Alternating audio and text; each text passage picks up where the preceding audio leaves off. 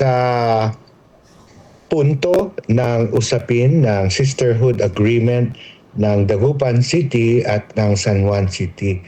Napakaswerte po natin sapagkat mayroong kasunduan ang San Juan City at ng Dagupan City na sila ngayon ay magiging magkakapatid na lungsod. Ibig sabihin nito, Bombo Justin, magkakaroon ng palitan, matinding palitan ng mga best practices. Bombo Justin. At siyempre, magkakaroon ng exchanges ng ating mga ngalakal, mga tinatawag na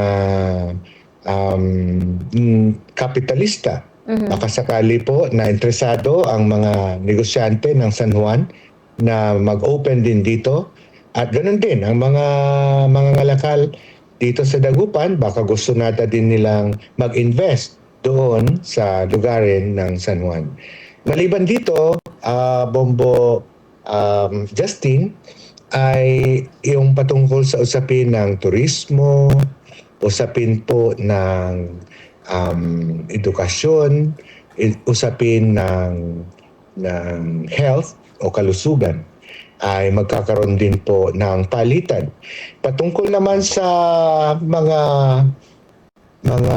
batas lokal, Bombo Leads, kahapon din ay nag-usap na, sinimulan na ng kalihim ng ating lungsod at kalihim din ng lungsod ng San Juan na mag-usap para naman sa mga makabuluhang ordinansa na ikabubuti ng ating mga kababayan at ganoon din sa resiliency at disaster preparedness ay magkakaroon din po ng pag-uusap. Go ahead, Bombo Justin.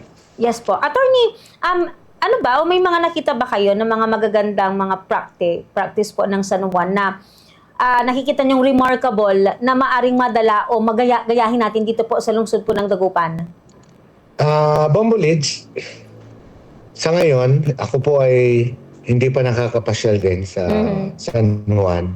Subalit, maswerte po tayo sapagkat si Mayor Belen, sila po ay parehas na opisyal ni Mayor Francis Zamora, Mayor ng San Juan, at naging magkaibigan. Alam mo, Bombo Justin, napakahalaga ang tinatawag na pakikipagkaibigan.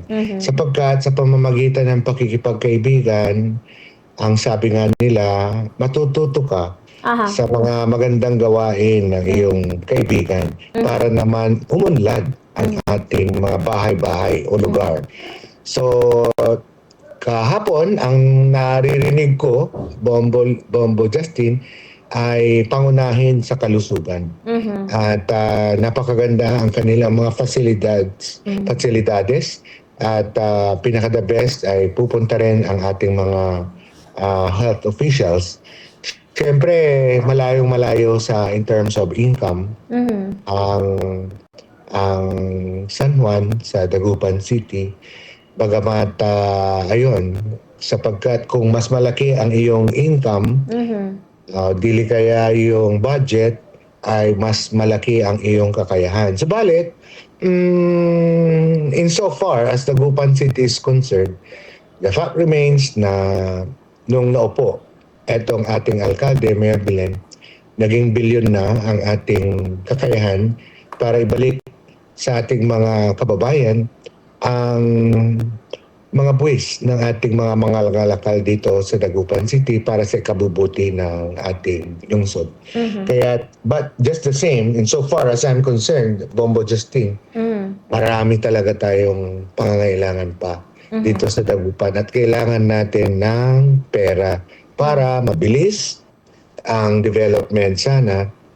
Alam mo naman, kahit ordinarily ang lungsod parang bahay. So, may gusto kang gawin na isang para maging comfortable ang iyong mga anak. Siyempre, kinakailangan marami kang ipon. No?